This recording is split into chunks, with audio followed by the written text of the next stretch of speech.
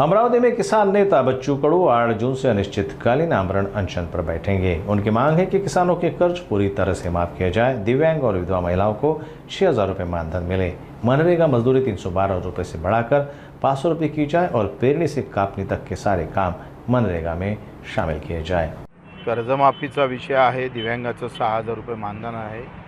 7 तारखेला जे मीटिंग CMनं घेतलं त्याच्यावर अंमलबजावणी झाली नाही, तो विषय आहे। मेंढपाळ आहे, मच्छीमार आहे, घरकुलाची किंमत वाढवून भेटली पाहिजे आणि पेरणी ते कापणीपर्यंत सगळे कामं MRHSमधून व्हावे, यासाठी हे आम्ही सगळं आंदोलन करतो आहे।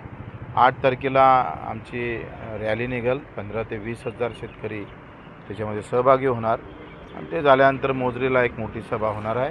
सभेचं रूपांतर उपोषणामध्ये आम्ही करू। नक्की कुठून रॅली निघणार? गाडगेबाबा समाधीपासून तर मोजरीला डायरेक्ट।